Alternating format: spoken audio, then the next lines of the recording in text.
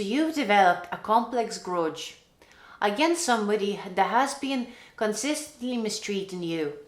And now you're thinking to teach them a lesson, to go out there and revenge, or whatever the case may be. In this video, I'm going to be giving you very powerful tools that will put you in a position where you no longer need to revenge. And instead, you will use that energy, that power, to reach your fullest potential. So stay tuned.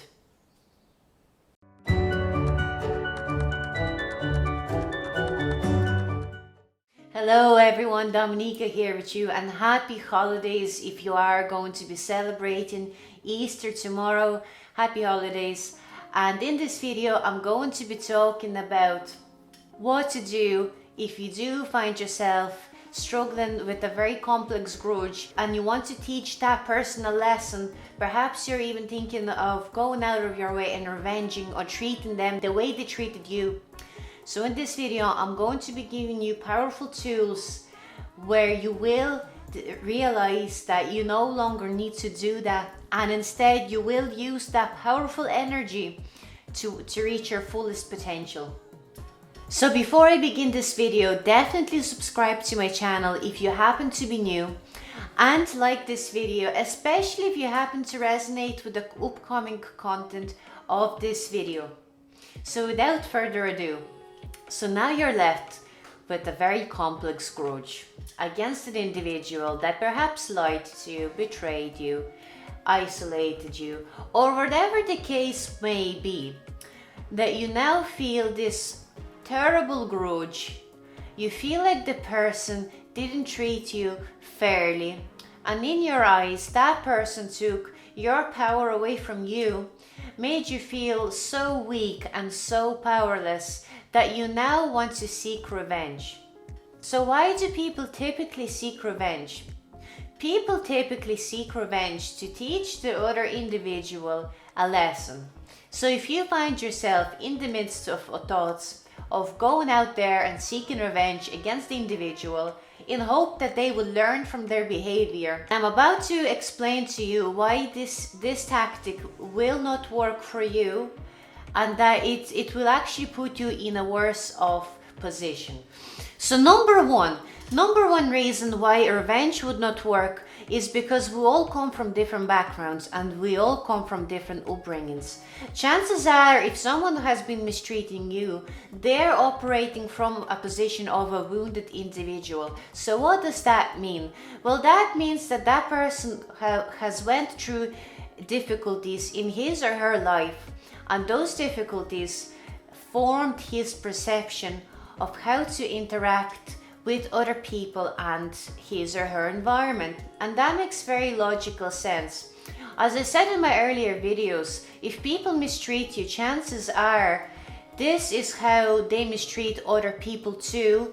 So not to take that personally. And as well, a lot of these difficulties with social interactions come from people's childhood, where they have unfortunately learned this model of interaction when they were kids, all the way back to their childhood, when they were dependent on their mother's and their father's attention. However, they either didn't get enough attention or they got too much attention.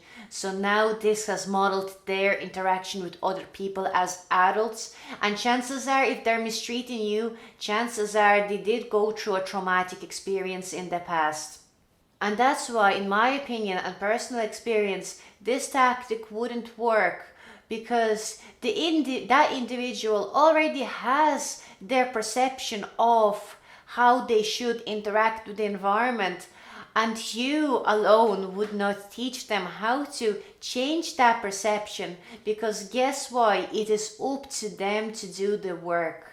And they obviously haven't yet done the work themselves, but this is a vital step for them to change, and they mightn't even change. The thing is, a lot of people that mistreat us, they think that this is absolutely normal, and that's the thing. And you cannot change their perception. It is actually up to them to change that. And you might be thinking, okay, if this is the case, do I have to be a doormat now and let that person walk all over me. What I'm about to say to you is something way more powerful than that, and more powerful than seeking revenge. So, number two, and on that note, as we said earlier, if somebody mistreats you, chances are they're a wounded individual. And we did say the revenge wouldn't work, but at the same time, we don't want to be doormats.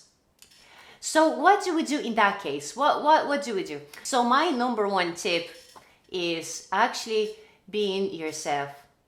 When you are being yourself, regardless of how other people treat you, you win. Ultimately, you win. So let's break this down.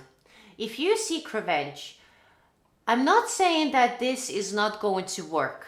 It may work for you, however, short term, in that moment, you will succeed at doing the same deed that was done to you by the individual.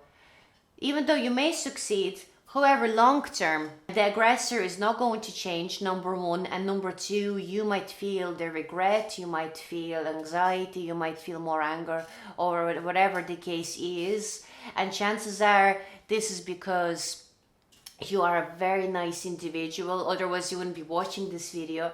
And you're nice in the sense that you have a lot of empathy about you, you have all these lovely qualities like kindness, compassion. And chances are, if you do seek revenge, long term, high chances are you're going to regret it, and you wouldn't even achieve that your aggressor becoming a good person all of a sudden, good person in your eyes all of a sudden. So keep that in mind. However, if you are being yourself, this is a winner position in the long run. You mightn't feel that in the short term, but you will feel that in the long run. And not only that, because you're leading by an example that your aggressor potentially didn't have growing up. So when you lead by the example of love, compassion, empathy, and all these things, the aggressor will, higher chance of the aggressor actually stopping and thinking, okay, maybe I did do something wrong. Or maybe I should start treating the other individual differently. There's a higher chance of that happening. So how do we enhance being ourselves? Well, very simple. First of all, realize who it is that you are. And I always say this to people that come to me. If you don't know who you are, journal it out. Journal out what qualities make you you. What qualities make you feel so proud about yourself. What qualities other people would say that you have that make them feel so proud about you, that make them feel so proud to be in your company, and all these things.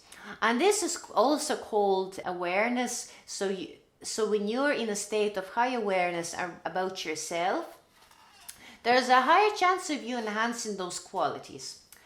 So once that's established, you can then apply that into practice. So let's say you're dealing with an aggressor that never says hi to you, that jumps straight into the conversation, and you find that extremely rude. Well, as I said earlier, you're not going to achieve them becoming kinder to you if you treat them with the aggression. And that makes logical sense. Aggression versus aggression doesn't produce love, but love versus aggression, there's a higher chance of producing love. So how do we apply that? How do we apply being yourself to the individual that mistreats you? So coming back to this example, right? So first thing you do is you start off saying hello yourself, and you lead that example. So you could say something like, hi, how are you? It's a lovely day today. How are you? How have you been getting on? And a number of things will happen. The individual will be taken by surprise, and as well, they might start thinking that, okay, maybe this is what I should be doing as well. Especially if you do that consistently. That mightn't work. They mightn't think that straight away, but if you continue doing this on consistent basis, they might turn around and say, right, maybe it's my turn to say hello first. This is what will likely to happen. And this is a lot more effective than seeking revenge, because chances are, if you seek revenge and if you never said hi to the individual ever again, and I'm not validating their behavior, by the way, But let's say if you were to go out there and never say hello to that individual ever in your life, well, chances are that will only enhance their rudeness, and they will never learn or become aware that they have a problem behavior. So this is very powerful to realize, and I really hope that makes sense, because when you start applying that with people, not only that you lead by example, but also other people, but you also increase that awareness within other people and that awareness of how you should be treated. So this process generally happens very subconsciously.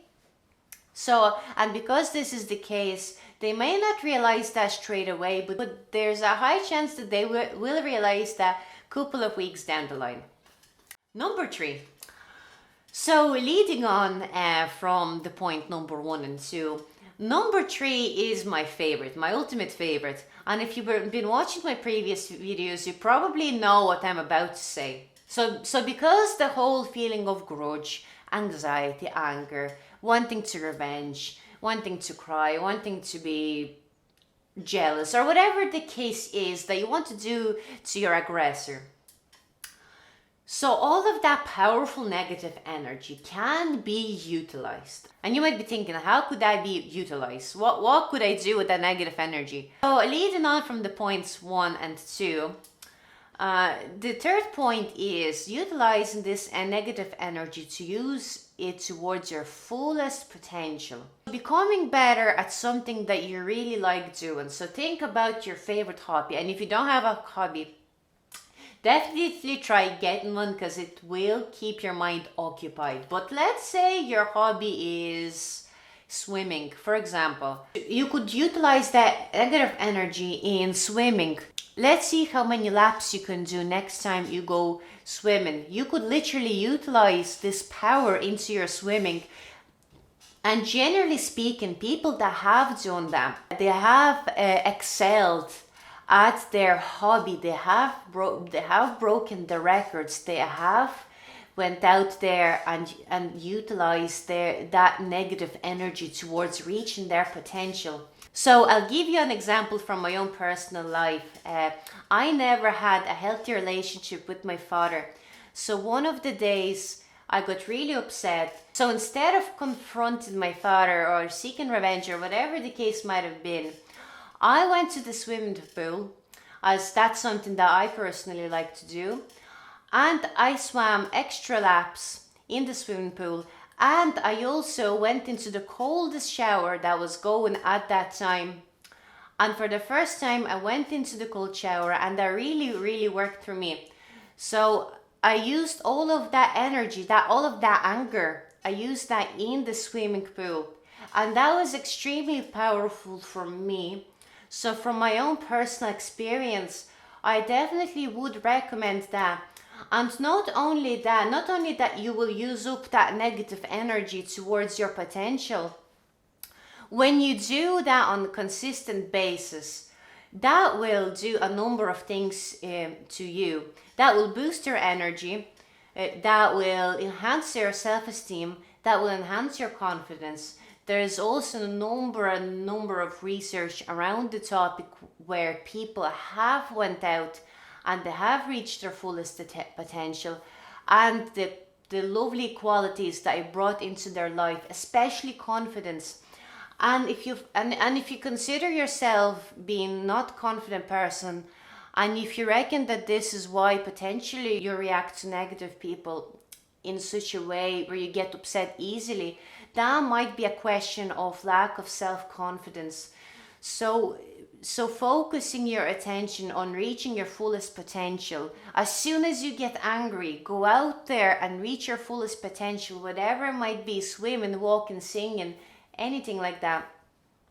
That will increase your confidence, and over time you will find yourself that situation or that individual no longer triggers you. This is extremely powerful, and this is extremely helpful for you as an individual, the lovely individual that you already are. And lastly, guys, I want to give you a lovely analogy. If you watched my videos previously, you know how much I love giving analogies. So And this is going to be a quick one, I promise. So think about it. So eagles, they fly so high that you can see them from an air jet. They can reach really high altitudes, whereas crows, they can't. However, crows, they choose to sometimes fly on the same level as an eagle when the eagle is low down to the ground and kind of annoy them.